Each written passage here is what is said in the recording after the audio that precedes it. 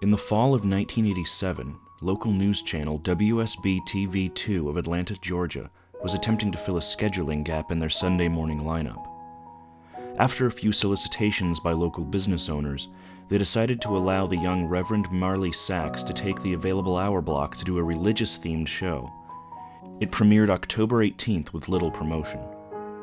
The show was standard religious fare and consisted of the Reverend sitting in a simple chair reading passages from the Bible to the camera and discussing their interpretation and significance to our modern day-to-day life.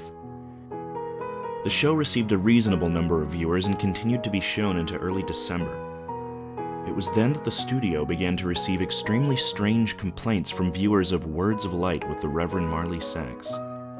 The calls were from women, and women only, who vaguely referred to uncomfortable feelings they had at very specific intervals during the program.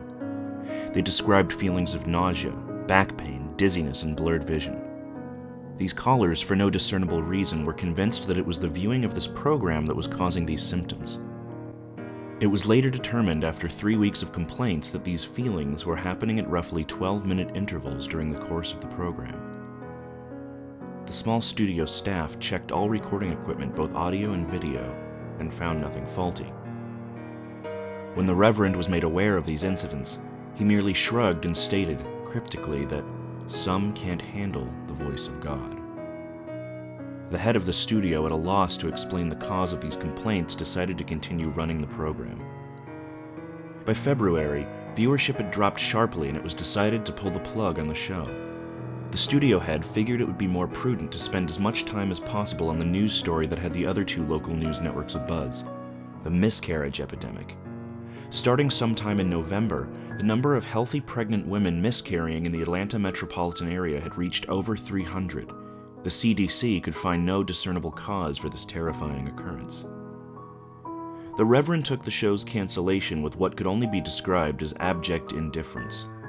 When informed, he made no protest, merely nodded, almost knowingly. He left the studio after the last episode was filmed without so much as a word and dropped off the face of the earth. No one ever heard from him again, not his former congregation or any member of the church. The studio moved on, filling the slot with an infomercial, and continued to concentrate on the miscarriage story. A year and a half later, an intern at the WSB studios discovered the tapes of the Words of Light and began going through them in an attempt to find stock footage for an upcoming piece the station was doing on the impact religion had on the city. The Atlanta incident, as the miscarriage epidemic became known in medical journals, petered out 3 months after the studio canceled Reverend Sachs's show and had already begun to fade from the public consciousness. As the intern went through the tapes, he accidentally made a disturbing discovery about the footage. While attempting to stop one recording at 10 minutes 45 seconds, he mistakenly jammed the fast-forward button down. While the footage whizzed by, he attempted to pry up the button with a screwdriver. Just as he succeeded, the tape stopped at 32 minutes, 1 second. The intern actually fell out of his chair when he looked up at what was frozen on the screen. The image of a badly decomposed, severed head filling up the entire frame.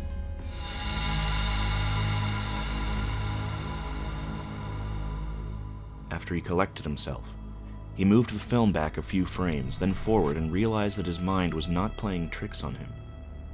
He began going through the rest of the recording and soon discovered that at exactly 12-minute intervals the image would appear for one frame. Thinking it's some practical joke being played on the new guy, he presented it to one of the film technicians, ready to be mocked. The technician was just as puzzled as him. No one had touched the footage since the cancellation of the show.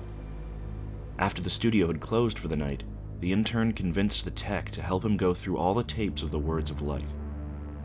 They discovered that every single episode had the same horrifying anomaly. They also realized that as the show progressed, the image had become more disgusting, as maggots began to eat away at the loose flesh, and pieces of hair and skin seemed to have fallen off exponentially. The tech made clear to the intern that what they were seeing was technically impossible, since the film itself showed absolutely no signs of splicing. And he himself had been at every filming of the show and knew of no time when this image could have been inserted into the frame. All of this was presented to the studio head who, fearing some kind of backlash over allowing this to get on the air, ordered all the tapes destroyed. He told the intern and tech that he had no interest in knowing who did it at this point, only that covering their collective asses is all that's important now. He demanded that they mention this to no one. The tech easily moved on, remembering the incident as a darkly funny, personal anecdote, but the intern wouldn't let it go. He made copies of as many tapes as he could before they were wiped and took them to see if he could find anything else in them that might point to who did this or why they would. A week later, he attempted to rope the tech into helping him again, saying that he believed he had discovered something even more disturbing than the images themselves. When the single frames were edited together in chronological order, the head's mouth appeared to be moving, as if trying to form words. The tech, fearing for his job, told him to get rid of the copies and to not talk about it again. A week later, police responded to a 911 call made by an elderly woman in one of the Atlanta suburbs at dusk. She had heard horrible noises coming from her next-door neighbor's house where a young couple lived. She told the emergency responder that the wife was pregnant and that she was terrified that something had happened. When the officers arrived on the scene 20 minutes later, they found no lights on in the windows and the front door ajar. They moved in slowly and made their way into the living room. Inside, they found a young woman, dead, with her abdomen slashed open. The wound was jagged and a trail of blood led from the body to the couch on the far end of the room. There sat her husband, the studio intern, naked, the corpse of his unborn child at his feet, dying. In his hand he held the rusty piece of metal siding he had used to gut his pregnant wife. The television was on and playing an 18-second loop of silent footage of a decomposing head mouthing some unintelligible words. The story at the police precinct to this day goes that the intern kept saying under his breath, over and over again as they led him away, "The light of God calls them."